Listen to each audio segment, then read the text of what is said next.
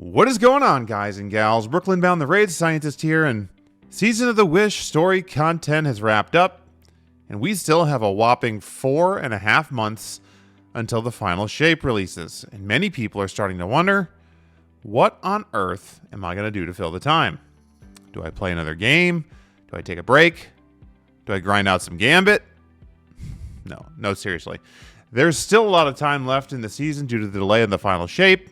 So today we're going to break down all the content still coming to keep you busy and also put together a final shape preparation checklist, which will cover some things you might want to go back and finish with this extra time to get ready to take on the Witness. While it might still be a little too early to grind bounties, there are a lot of triumphs, weapons, catalysts, and more to get from the past year. So first, let's cover all the content Bungie still has coming for us this season, because there actually is surprisingly a lot more coming. First off, starting this week on January 30th at Reset, are the Moments of Triumph and a newer offering called Riven's Wishes. For Moments of Triumph, it'll work similarly to years past, with a set of 30 triumphs to complete, looking back throughout the year, completing different tasks like dungeons, raids, nightfalls, and more as you unlock the new title and some fun cosmetics, as displayed in this week's TWID. If you're a title chaser like me, this is great to go back and revisit some content you maybe haven't done in a few months. Secondly, Bungie also announced that for 6 weeks starting on January 30th, there will be new Riven's Wishes, allowing you to earn raid weapons from Last Wish, exotic armor, ascended shards, alloys, and exotic ciphers. Talking to Mara will send you on a weekly quest with some type of high-risk objective, and you'll receive a wish token, which you can exchange for different rewards. Category 1 rewards are guaranteed red borders of any of the Last Wish raid weapons, which include the very sought-after Apex Predator rocket launcher and the sniper rifle Supremacy. So if you choose the same one over 5 weeks, you can unlock the pattern and craft these to get the god roll yourself. Category 2 will allow you to choose from any of the new exotic armors from this year, which includes some amazing ones like Crateracne's Facade for the Hunter, Abeyant Leap or Pyrogale Gauntlets for the Titan, and the Cenotaph Mask for the Warlock, which are all part of some very good builds. Finally, the third category will allow you to get some mementos from the Dawning of the Festival of the Lost, Ascendant Shards or Alloys, or Exotic Ciphers. So overall, these Riven's Wishes are going to be great to get you some amazing loot you may have missed over the last year. In addition, Bungie has also the community challenge to get 7,777,000 so on kills with swords, and when we complete this, they will give us an emblem. As the Riven's Wishes and Moments of Triumphs kick off and make their way into February, we'll be getting ready for Guardian Games to start in March, which is Destiny's free annual spring event. This is a great way to farm some XP from bounties while you're claiming your medals from your favorite class. Unlock tons of cosmetic items, and I'd anticipate it being similar to years past with no new actual content, but we did have a special Supremacy game mode where you competed against other classes last year and playing for a high score in a weekly PvE strike. Now, moving into April and May, we have some even more exciting content coming that is still a bit unknown, although the community has started to uncover some possible leaks and hear some rumors. The Into the Light expansion, or whatever you want to call it, section of Destiny, as Joe Blackburn called it, launches in April and is aiming at helping players prepare for the Final Shape expansion. There are some unconfirmed rumors, and maybe a bit of a spoiler, so take this with a grain of salt and cover your ears, but it's possible we might be getting some new content in the form of a new activity and at least one exotic weapon. I think this isn't too big of a stretch though, considering they've had over 6 months to work on it. And while that isn't extremely long in game development world, they know they need to build some hype for the next expansion, so just doing a bunch of bounties I don't think would be enough. I wouldn't think we'll get too much more in the form of new content other than maybe an activity or some new weapons and armor, but I'm also thinking they could also bring back some older content too out of the Destiny content vault, maybe some old campaign missions or even raids. Who knows? I'm just speculating here, but I know during this time I'll be knee-deep preparing for the Final Shape, and it's free to all players, so bring it on. In addition, in May, we're also getting 3 new PvP maps on Europa, Neomuna, and the Terraformed Pyramid ships, as the PvP strike team continues to work on many of the needs the PvP community seeks as they can.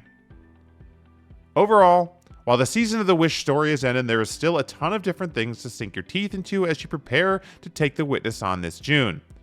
However, I told you in the intro that I also wanted to take some time to cover my recommendations on things you should focus on finishing and working on over these next few months while we wait for this expansion to come out. Remember that each year when a new expansion drops, all the previous year's seasonal content will go away, leaving you waiting and hoping Bungie reprises some of those weapons and armor from a particular one in the future. Sometimes they do, sometimes they don't. So this gap of time between now and the final shape dropping is perfect time for you to go out and finish any of the seasonal content, quests, weapons, and armor for each of them. Recall that Season of the Defiance included the Defiance Battlegrounds, Queensguard armor sets, the Vexcalibur exotic mission and secrets, and all the seasonal weapons, including Regnant, the Void Heavy Grenade Launcher. Season of the Deep included all the deep dives, salvage missions, the exotic secret mission for Wicked Implement Stasis Scout Rifle, and all the Season of the Deep weapons. Season of the Witch dropped Savathûn's Spire, Altars of Summoning, the Imbaru engine, and Season of the Wish had all of the Coil, Riven's Lair content, plus the Star-Crossed exotic mission for the Wishkeeper bow. If you still haven't completed the seasonal seals, titles, or unlocked the seasonal weapons for crafting, be sure to pick up the ones you're after and finish them off before they go away in June. Speaking of weapons, a ton of great weapons released this year that are definitely going to be part of my arsenal in the final shape, and I put out a detailed video on some of my best recommendations. So this time's also a time to go out and round out your arsenal. Do you have Conditional Finality from the Root of Nightmares? Rufus's Fury? Do you have Apex Predator and Supremacy from Last Wish? What about Scatter Signal with Controlled Burst from this season? What about Undercurrent with Ambitious Assassin and Volt Shot? Song of Your Ute from Crota's End with Sword Logic? Or maybe Cataphract GO3 from Trials of Osiris? All these weapons released this past year and I use them all regularly, so if you're missing any of them, I'd recommend taking this time working on getting them and focusing on some of those great perk combos they can have. Digging even more into some weapons that are at the top of most people's tier lists and are a little older, if you don't have, you should definitely take the time to work towards them. Forbearance and Cataclysmic from the Vow of the Disciple raid are really good in PvE. Forbearance is an arc waveframe grenade launcher, which can get Chain Reaction and Ambitious Assassin. Zawuli's Bane is a hand cannon from King's Fall, which can get explosive payload and incandescent, which is amazing, and Succession and Heritage from Deepstone Crypt are the best PvE slot sniper and shotguns, respectively, to date. And let's not forget my favorite weapon, pretty much of all time, the Fatebringer from Vault of Glass. All of these raid weapons are now a little bit more achievable with this new Fireteam Finder. So, if you avoided any of these raids, I suggest stepping out of your comfort zone a little, getting a team and working on acquiring some of these. Next on your to-do list really should be to acquire and complete many of the exotic weapon catalysts you've been neglecting. This is one item I'm personally working on very actively right now. I've been terrible about finishing off catalysts, and some absolutely change some exotic weapons and are totally worth doing. There are some new catalysts from this season like Thorn or Dragon's Breath that are very strong, and I have a ton of unfinished other ones as well. Focus on the exotics that meet the needs of what content you play, and go out and grab that Churro-Chi checkpoint or Breakneck checkpoint and grind them out. And finally, as we look to fill this extended time over these months, don't forget that legendary shards are going away, and there are some good options for spending them off before they depreciate. You can buy raid banners from Hawthorne, and you can even remember to focus weapons at Zavala, Shaxx, and Drifter, which require engrams as well, but Glimmer 2, which you can exchange at Rahul for legendary shards, so you can get some great rolls on each of those weapons. Don't forget to also turn in all your War Tables, Sonar Station, Ritual Table, and Spirit of Riven engrams at the chances at those seasonal weapons to unlock the crafting patterns. As I mentioned earlier, some of the definite banger weapons to go after, and many of them come from these specific engrams, and they go away in June anyways, so might as well turn them in. So while it may seem like there's nothing going on until the final shape, truly, there are tons of things to do. Riven's Wishes, Moments of Triumph, Guardian Games, Into the Light, PvP Mac Packs, Iron Banner and Trials. What about finally grinding to Platinum ranking competitive? Soloing a dungeon? Tackling all the Grandmaster Nightfalls and becoming or gilding the Conqueror title? Make your own Path Guardian.